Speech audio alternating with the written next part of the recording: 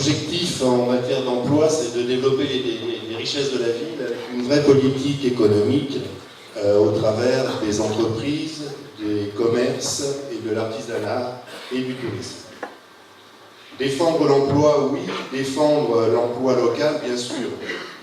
Mais l'emploi est créé par les entreprises, alors dans un premier temps, il est important de se préoccuper d'elles. Pour cela, nous allons créer l'espace économique à destination des entreprises, des commerces, de l'artisanat.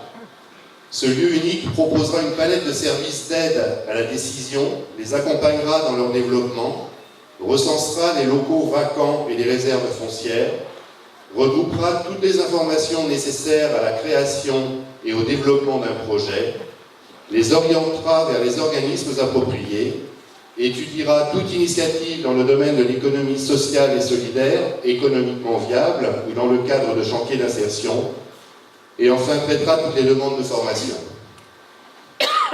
Ensuite, il faut rendre attractif le territoire en requalifiant les zones d'activité, en refaisant la voirie, l'éclairage, la signalétique et les accès. Courant 2014 seront installés par Aglopole Provence des totems signalant les parcs d'activité. Ceci dans le cadre d'une convention qui a été signée entre Aglopole Provence et la Fédération des parcs d'activité, dont l'association des entreprises de Saint-Chamas fait partie. L'association des entreprises de Saint-Chamas est un élément important sur lequel je compte m'appuyer, comme je compte m'appuyer sur l'association des commerçants. Et je proposerai en plus la création spécifique d'une association pour les artisans dont les problématiques sont différentes.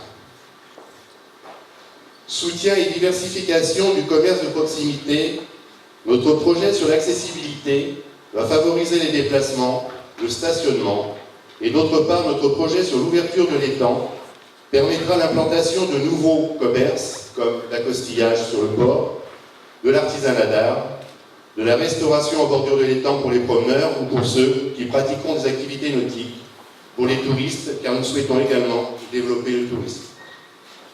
Dans cette optique, nous soutiendrons les projets d'hébergement qui nous seront proposés.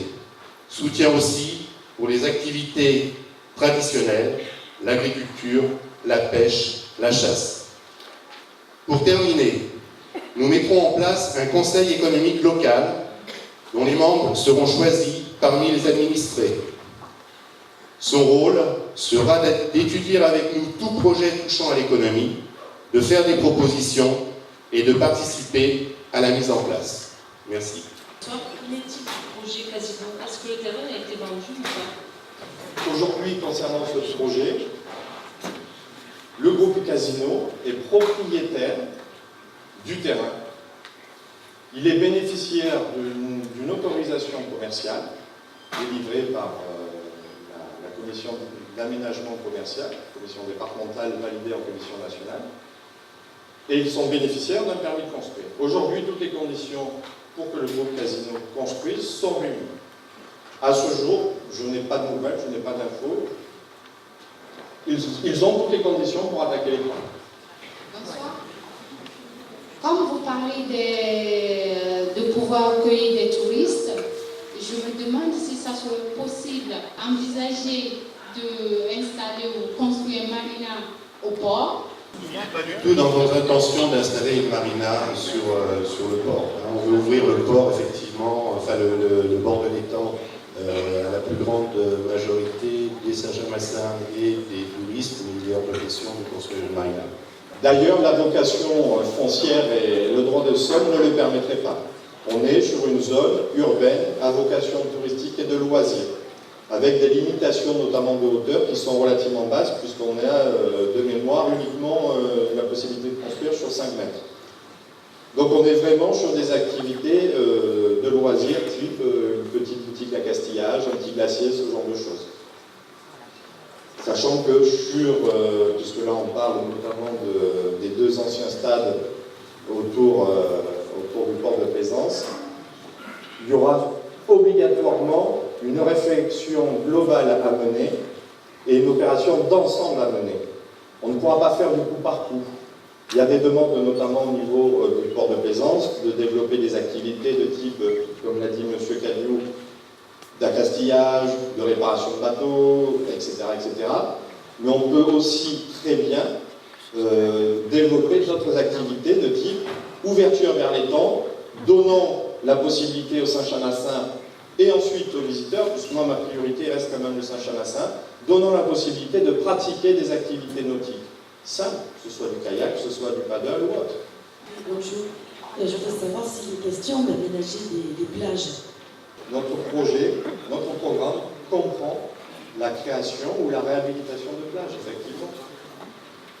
Avec des pontons de baignade, avec tout ce qui permet vraiment d'avoir une activité tournée vers l'eau. Bonsoir.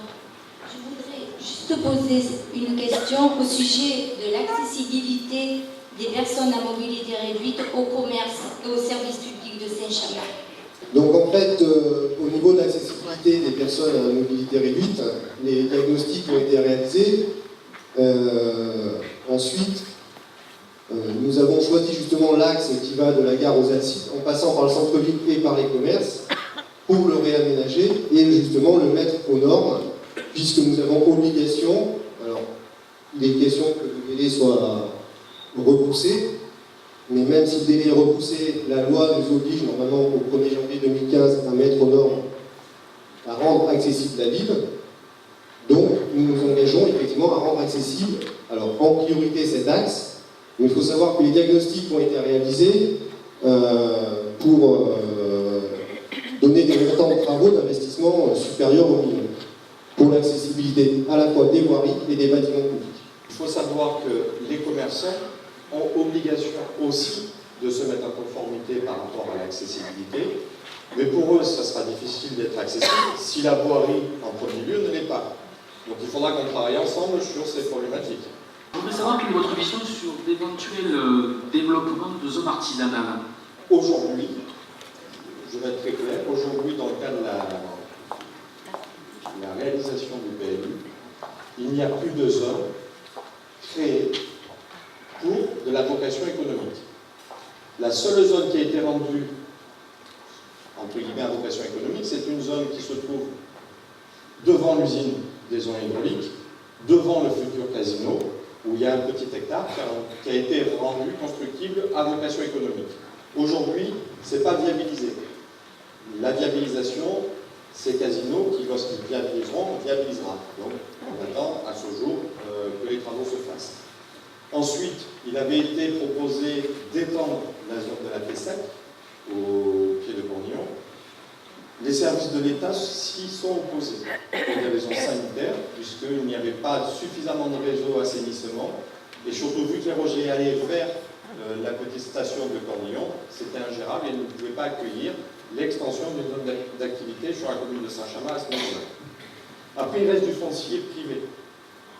On a juste à côté, entre l'usine Barnéou et la zone des Plaines, on a deux propriétaires qui détiennent un foncier relativement conséquent. On a ces deux propriétaires qui aujourd'hui travaillent à la création de l'eau. Alors, après la superficie aujourd'hui, moi je ne sais pas, mais travaillent sur la viabilisation et la création de l'eau à destination des entreprises. Aujourd'hui, ce sont les seuls terrains qui peuvent encore être dédiés à de l'activité économique. Bonjour. Vous avez parlé d'aménagement du tour de l'étang. Qu'en est-il en matière de sécurité et en matière de tourisme?